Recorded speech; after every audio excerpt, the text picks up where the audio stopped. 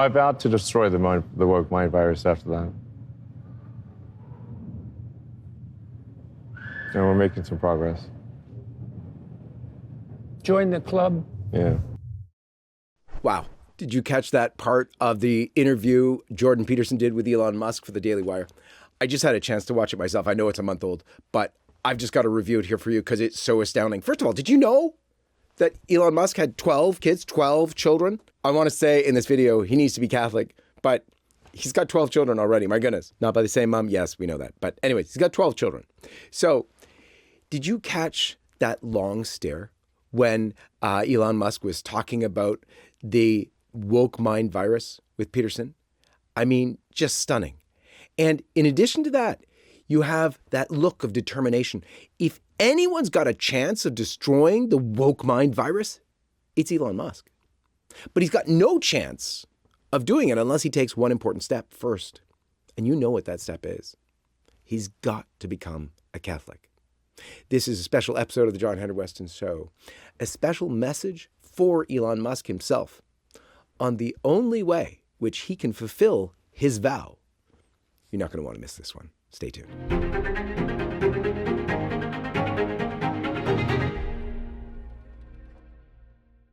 It happened to one of my older boys, where I was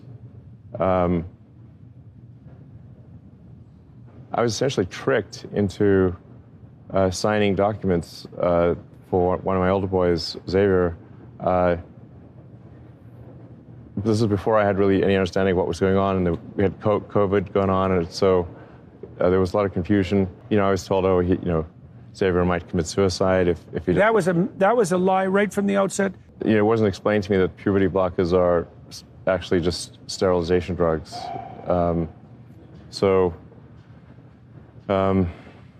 Anyway, and so I lost my son essentially. So you know they call it dead naming for a reason. Yeah, All right. So the reason it's called dead naming is because your son is dead. So my son Xavier is dead, killed by the woke mind virus. I vowed to destroy the woke mind virus after that. That was an amazingly powerful part of the interview. And we're going to begin, as we always do, with the sign of the cross. But with this sign of the cross, would you join me in praying for Elon Musk, for his conversion to the Catholic faith? In the name of the Father, and of the Son, and of the Holy Ghost. Amen. LifeSite News and other outlets have covered this interview in depth already about a month ago. But a few important things have happened since then. Elon Musk has shown that he is taking seriously what he said. He shut down his offices in Brazil because of censorship. Musk really isn't afraid of walking away when his values are at stake. But now we're going to look at the interview in a different way. This is going to be a special message for Elon Musk himself. And it's about the only way which he can fulfill this vow to destroy the woke mind virus, and it's by becoming a Catholic. Mr. Musk, Elon, you said a lot of very interesting things in that interview, but none as moving and as powerful as that. We at LifeSite News are so sorry for the loss you described. I'm here to give you what you need in your crusade for justice to avenge what you called the death of your son, Xavier, following his so-called gender transition. I guess, in light of that, people can understand better why you took Gavin Newsom's controversial student gender identity law so seriously to the point of closing X or Twitter and SpaceX's headquarters in California. Let's see what you said in that interview. I mean, you said you're going to move a couple of your company headquarters out of California because of the last legislative move. And he knew that ahead of time. Well, I mean, going back to the so-called gender-affirming care, which is a terrible euphemism. That's for sure. It's really a child sterilization is what it should be. No, there's mutilation too. mutilation. Yeah, well, we want to make sure that amalgam is... Sure, fair enough. Yeah. It's child mutilation and sterilization. Yeah. Under the guise of gender-affirming care and compassion. Right. Right. It's evil. Literally I think can't it's evil. imagine anything worse than that. I couldn't have said it any better. It's evil. But Elon, the fact is, we can't fight evil on our own. Many people have already noticed this. People like Tucker Carlson, Candace Owens, and others. They've already noticed that we're in a spiritual battle here. And the evil we're up against, it's not just bad men. It's actual spiritual evil. It's demonic. In fact, given your personal passion about the transgender movement, take a look at what Candace Owens has to say about its links with Satanism. Watch. The point is that Baphomet is a Sabbatic goat, a deity, first drawn up by a man named Eliphas Levi, who was born in 1810 in France. Now, Levi was an occultist. He wrote books on dark magic and the Kabbalah. I'll let you take a listen to this exorcist, Daniel Rehill, who sat down with Michael Knowles for an interview. Take a listen. So when we talked about the transgender, I don't know if you know this, but one of the ancient images of Satan is Baphomet. Yeah. Okay, what is Baphomet? So he's got the goat head, he's got the women's torso with the breasts, and the man's down below. So that's not a new thing. So imagine the devil, he identifies as transgender as that image. Candace goes on to say, as is common knowledge, that Satanists worship Satan under the guise and name of Baphomet, the transgender goat devil, that they do so with horrible sexual rituals. She plays some clips of Hollywood and music celebrities talking about the grotesque things they had to do in relation to this Baphomet devil in order to get where they are today. This is why she adds this. Listen. What I can tell you for certain right now, if you are not awake to the fact that we are once again in a very severe spiritual battle, and I am talking about angels versus demons. Let me tell you something. If you are fighting demons without recognizing that they are, in fact, demons, then it's the figurative knife to the gunfight. You are bringing a knife to a gunfight. They have used decades of psychology, education, Hollywood idols, and scientific theories of evolution and enlightenment to draw us further and further from the truth. But I have faith because we are openly talking about these topics. I think everybody is recognizing that the evil just seems to be more in our face than ever before. And I think this time the angels are going to win. Elon, is this news to you? Perhaps it is. But I must say, it's pretty strange to hear you talking about the evil of what the trans movement is doing to your children when your own profile picture outfit is you in a Halloween costume from 2022, that red suit of armor emblazoned with an image of Satan as a goat-headed transgender demon, not to mention the upside-down cross on the back. But perhaps it was a joke for you. Perhaps you haven't been aware of Baphomet and haven't really considered the demonic aspect of the evil you want to fight in this world. But as the richest man in the world, or potentially the richest man in a truly unique situation, you would have to be very naive to think that the devil isn't aware of you and delighted to see you in such a costume, even if it was just for Halloween. Let me assure you, transgender Baphomet doesn't want the good of your son Xavier. He doesn't want to help you avenge him or use your considerable power, wealth, and skills to destroy the woke mind virus. The true God can do all that and much more. But there's more that the true God has to offer you. The true God who loves you, Elon Musk. He loves you very much, and he loves your children, and he wants to see the best for you and for your children. It was clear in that interview and throughout your career that you have this amazing thirst for truth and understanding. You've been truly blessed by God with an amazing intelligence and industry like almost no one else on earth. The true God has the power to offer you all of that and to affirm and confirm every good in what you already think and believe, and to provide help for the questions and answers that have driven your lifelong quest for truth. Before I explain, let's hear again what you said to Peterson about what your own philosophy or religion is. Well, I should perhaps go back to what is the foundation of my philosophy, because that I think helps build up, to explain my actions. When I was, about 11 or 12 years old, I had somewhat of an existential crisis because there just didn't seem to be any meaning in the world, no meaning to life. And so I actually tried to read all the religious texts. At that age? Yes. I'm just trying to Well, figure that's out, a start. does anyone have an answer that makes sense? And then I started getting into the philosophy books, and I read quite a bit of Schopenhauer and Nietzsche. None of them really seemed to have, to me, answers that resonated, at least to me.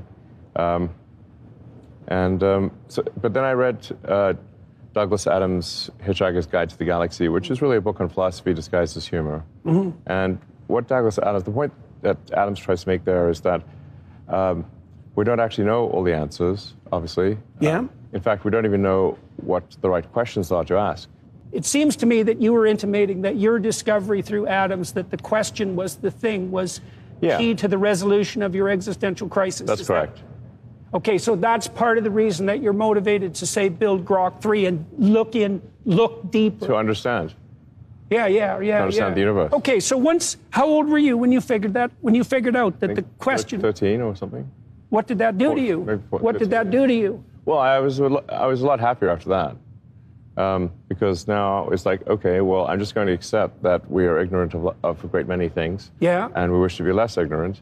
And anything we can do that will improve our understanding of the universe and make us less ignorant and have a deeper understanding of the universe and even what questions to ask about the answer that is the universe, which is, I think, Adams' central point, is good. And that was good enough to resolve that crisis. It was for me at least. Yeah. And so, is this a religion? I don't know. Maybe it is, but I think it's a good one. I'd call it the religion of curiosity. It seems that there are few people in the public eye who have such humility. When it comes to the understanding of the universe, it's much more typical to hear people like Richard Dawkins, who came up in that debate, talking as if science has the capacity to explain everything in the world. Let's take a listen to what Dawkins said about a similar question. I think that the world is explained fully by science, or will be explained fully by science.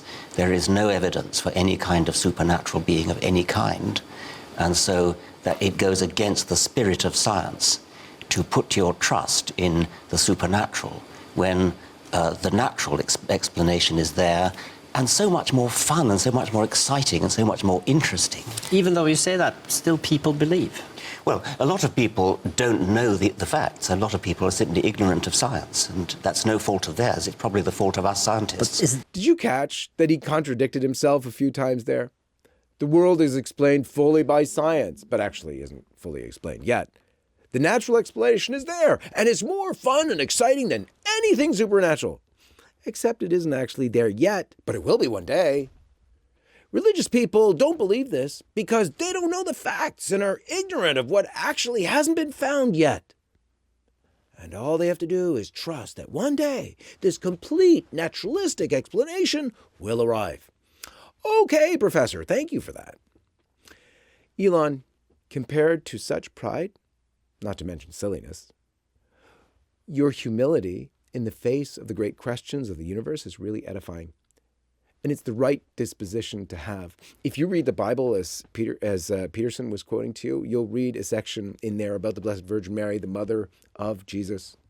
And she says, "My soul magnifies the Lord, my spirit rejoices in God my Savior, for he has regarded the humility of his handmaid." She attributes God giving her Jesus because of her humility. And you have that amazing quality. We have to be careful, though, about humility, not to let it go too far the other way. We can never really be too humble, but intellectual humility itself can become distorted and lead us into absolute agnosticism and skepticism, in which we refuse to ever accept that we've found or can find the right questions and the right answers. I found your response to Peterson's question here very interesting, because you sort of agreed with him, but then quietly but firmly corrected him. Let's listen again. And so you figured out that the question, in a sense, was the answer. Yeah. The question is, or said another way, that seeking greater enlightenment and a better understanding of the universe and what questions to ask about it is something that we can continue to do as a civilization for a very long time. Yeah, likely forever. Right, exactly. So depending on how powerful Grok turns out to be. Yeah. So that's. So then I thought, okay, I'll work on things that improve our understanding of the universe. Something similar happened later on about the idea of adventure. And you corrected him again on this idea of whether it's better to journey or arrive. Listen. Now, you like your kids and you're content with them, I presume, when you're playing. But the way that you found meaning in your life is not through contentment, it's through adventure. That seems to me to be the case. Well, it's not adventure for the sake purely of adventure. I do like adventure. Right. But, for example, a lot of people find happiness and contentment with adventure, like climbing tall mountains, or hiking along trails, going, exploring the wilderness and that kind of thing. I've never really found it compelling to, say, climb Mount Everest. You're doing it conceptually. Conceptually and from a knowledge standpoint. Knowledge Mount Everest. Right, so it's adventure. It's adventure with a destination in mind, right? And you already described the destination. It's the destination is deep understanding. Yes, to deepen our understanding of the nature of the universe. At one point in your interview with Peterson, he seems to think that you were lapsing into agnosticism, as if it were impossible to ever actually find the truth.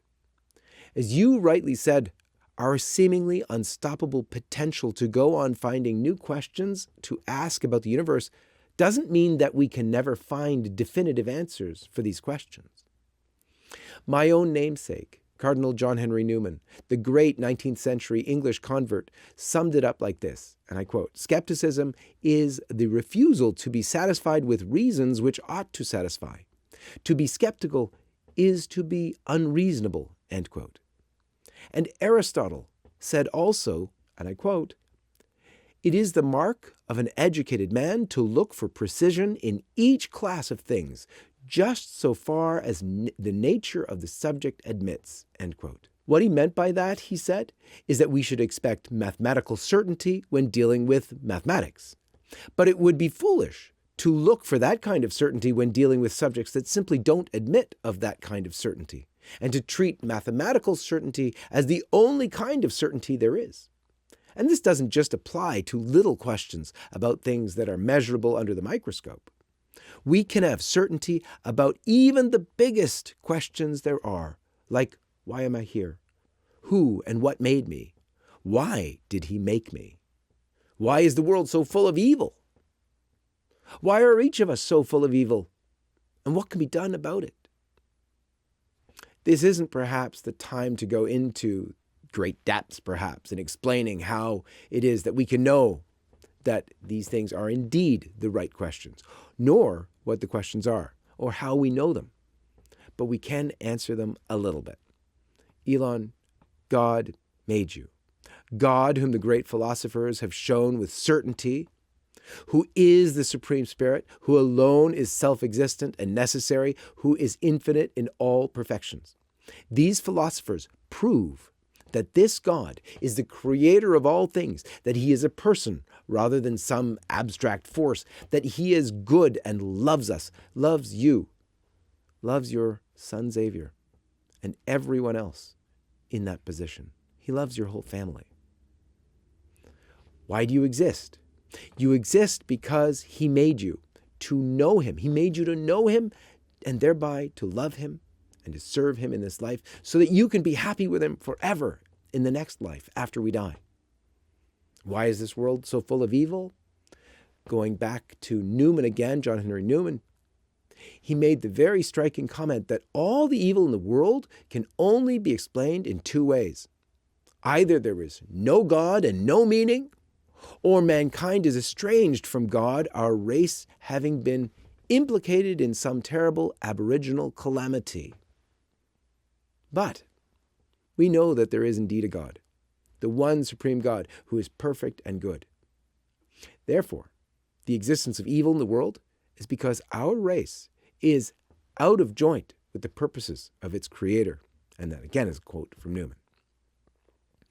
That's why John Henry Newman actually says that even apart from revelation, this fact of man's estrangement from God, what we call original sin, is, and I quote, almost as certain as that the world exists and as the existence of God, end quote. And remember, so far, we're not even really talking about religion, at least not in terms of any kind of supernatural revelation. We're still in the realms of philosophy and what we can know from philosophy. And what can be done about the evil in the world? Well, now we begin to speak of the supernatural. This is the good news of the gospel. God has already done what needed to be done about all the evil in the world by sending his Son to take our human nature to himself and become one of us, and so to offer himself as a perfect sacrifice. As a human man, his Son's sacrifice was made on our behalf, and as one of us, a member of our race. As a divine person, his sacrifice was of infinite value, such that it did more than just pay our race's debt. It elevated us to a state of sonship and friendship with God. It's from this sacrifice which Christ made on the cross that we have the grace and power necessary to fight the evil of our day and of every day until the end of our days. It's by being united to Christ himself in faith, hope, and love that we benefit from this grace. And we become united to Christ in this way by being baptized, by believing and professing the revelation which he made to the apostles and the church, by hoping in him and loving him above all things. And crucially, by entering, as has Candace Owens and so many others, into the Roman Catholic Church, which is his mystical body on earth, such that we become his very body parts in the world, living his life and continuing his mission. When you see that this union with Jesus Christ, this putting on of Christ, is what the Christian religion really is, perhaps you can see the problem with talking about cultural Christianity or treating Christianity as if it were a set of good principles to live by or to admire from afar. Perhaps you can see it's also not enough to say some words either, as some others tried to get you to do in an interview a couple of years ago. Do you remember that? Let's take a look again. I believe in the God of Spinoza.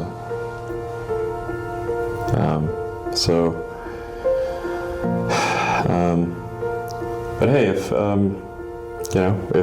Jesus is saving people, I mean, I wouldn't stand in his way. I'll be sure, I'll be saved. Why not? Sweet, we did it. Yeah. I think he just said yes. We got him. All right, we got him. I'm not trying to lecture you or chide you for not knowing what Christianity is. That's not what my purpose is. And anyway, it's not your fault at all. But let's hear what else you said in your Peterson interview, which pretty much is the same thing you said in that other one. Let's have a listen again. I'm actually a big believer in the principles of Christianity. I think they're very good. So in what sense, then, are you not religious? Well, so Dawkins just came out 3 weeks ago or thereabouts and announced that he was a cultural Christian, right? And so the question... Right. I would say I'm probably a cultural Christian. Okay, so... I was brought up as an Anglican, and I was baptized. At another point, you talked about what you thought about the teachings of Jesus. Listen. You know, while I'm not a particularly religious person, I do believe that the teachings of Jesus are good and wise. And that there's tremendous wisdom in turn the other cheek. And for a while there, when I was young, I thought, well, that's really a weak thing to do. It can be. This notion of forgiveness is important. I think it's essential because if you don't forgive, then, you know, I forget who said it, but an eye for an eye makes everyone blind. Mm-hmm. If you're going to seek vengeance and you have this never-ending cycle of vengeance. Mm-hmm. There are anthropological speculations that we were caught in a 350,000-year cycle of not getting anywhere after modern human beings emerged precisely because of that. Because we couldn't get out of accelerating tit-for-tat revenge cycles. Right. You also mentioned in that interview that you thought that the Christian axiomatic assumptions were good ones for the basis of society. Peterson seems to agree and says Dawkins did too.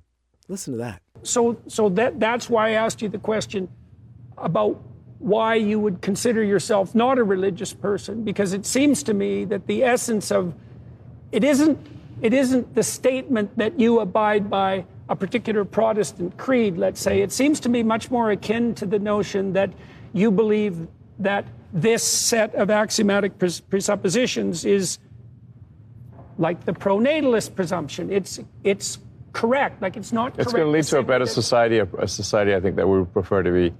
If you say, like, what will result in the greatest happiness for humanity, considering not just the present, but all future humans?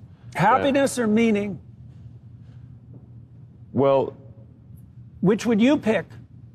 Personally, I'd pick meaning, because for me, meaning leads to happiness, but I think that's... Right, but the reverse isn't necessarily the case. But I think if a set of principles is likely to lead to a society thinking of themselves as happy or content, or well, okay, then you want to then principles that lead to the most amount of happiness over time. Yeah. Not just the present. Yeah. That iteration element's important. Yeah. Because you have to consider the happiness of future humans as well. I think that's where the ethos actually develops. Elon, I must say I was stunned when Jordan Peterson asked you whether you'd pick happiness or meaning for your life. And when you said meaning, because happiness comes from meaning, I'd like to suggest that the same thing applies here with these religious truths that we're talking about. You're all talking about these axiomatic assumptions of Christianity, the basic principles of Christianity. And the reason that they're good for society is because they're true. By contrast, they cannot be good for society if they are false. That would be saying that society would benefit by being based around lies. That's just a terrible idea. And you know that too. But do you see that if they're true, and if Christianity is so much more than something cultural which provides a good basis for society and our personal lives, then we have to actually embrace it if we want to benefit from it. We can't benefit from sort of vague plastic version of Christianity and Christian values and Christendom and everything good that is about Western civilization was not built on Christian axiomatic principles or assumptions. It was built on Christianity itself. It was built on Jesus Christ. It was believed, taught, and lived and effected on society through the sanctification of Christians by God himself. You're not going to defeat the woke mind virus or avenge your son with principles or axiomatic assumptions either, but rather with the grace of our Lord Jesus Christ. Christianity is not a club or a collection of principles. It's a visible society. And that's true and includes principles and dogmas too.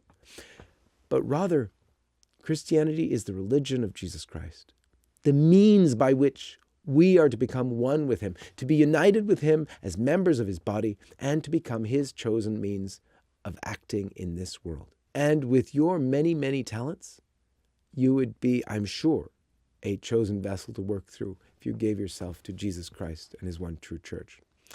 And you know, in a similar way, if we look at something that happened recently, many of the reactions to the blasphemy at the Olympics really did miss the point.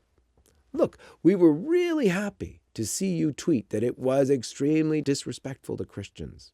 Remember that? But here's the thing. Elon, do you think that we actually care that it was disrespectful to us, to Christians? No. The disrespect to us, and yes, evident hatred of Christianity, is nothing compared to the disrespect that all that blasphemy showed to Almighty God himself. And in another tweet around the same time, you said, and I quote, "Unless there is more bravery to stand up for what is fair and right, Christianity will perish," end quote.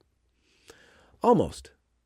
But because it is the religion of God, made man, and the body of Christ, it cannot perish. But it will perish in different countries if people abandon it, or indeed treat it as just some philosophy or collection of great tenets and axioms and things like that. It will perish in the places where it is not believed. And you talked about that too in your interview. And on that note, we could return to the question of why. If what I've said about Christianity is true, why is there still evil in the world? Well, for a start, let's say that when we are united to Christ as members of his body, we are still in the process of being sanctified, of being made holy. And we are still at war with the forces of evil in this world. We're at war within ourselves. You can't be at war with an enemy that isn't fighting you. There will always be more or less evil in the world until the end of time. And you yourself said it in the interview. Why the evil of antinatalism? The idea that the world is overpopulated is in the world. You talked about how this idea takes hold and its catastrophic effects on society. But you also put your finger on one of the causes of this antinatalism and how this evil grows when religion, at least in general, is abandoned. Here's what you said. Listen again. I think there's an argument that when a culture loses its religion, that it starts to become antinatalist and decline in numbers and potentially disappear. Elon, taken in the abstract, religion refers to everything we must believe and all the duties which we must fulfill toward God. You might also be right that religion in the abstract has generally provided an impetus towards certain correct tenets of the natural law. But the fact is that God has revealed himself personally to mankind. This is about the person of Jesus Christ. And that because of this, we are all obliged to seek out that true religion and accept it, to accept him, to embrace Jesus Christ himself, who loves you, who waits for you, who calls you by name, Elon. He calls your son Xavier by name. And if you think that bad effects have come from the setting aside of various false religions, imagine the harm that would be done by setting aside the true and supernatural religion personally revealed to mankind by God himself. Well, we don't need to imagine it. Look around. We are living in it. The way to reverse this, all the evils you talked about in your interview, the evils of trans kids movement, of antinatalism or ignorance and the whole woke mind virus, the way to reverse all this is not to return to Christian axiomatic assumptions or to a few Christian moral precepts, but to return to Jesus Christ himself. Let's end with your own ending of that interview. Listen to this. I think one of the tests for assessing someone's character is to look at the character of their friends and their associates. Yeah. And while people can put up a mask themselves for their character, their friends and associates will not. Yeah. And so you can judge a person's character by their friends and associates, and to some degree by their enemies. Right. You know, if evil people hate you, well, you might be doing something right. And that's very true. But you were applying that to yourself. How about we apply it to Jesus Christ himself? Is there anyone more hated by evil people than him? The Olympics, blasphemy, and everything we see around us gives us a pretty good answer. Elon Musk, at least look into it again. If you take that amazing humility you've shown and ask God to guide you, you will see that Jesus Christ is the way, the truth, and the life. And also the chief means by which you will fulfill your most noble aspirations of your heart. And you will find that the true God can do even better than that. Jesus Christ has the power to do more than just satisfy the deepest needs of your heart, more than just help you fight the woke mind virus, and more than just help you avenge what you called the death of your son Xavier. He, Jesus Christ, and he alone, has the power even to bring your dead son Xavier back to life.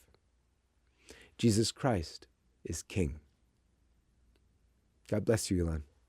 We're praying for you at LifeSite News every day. For LifeSite News, this is John Henry Weston. May God bless you.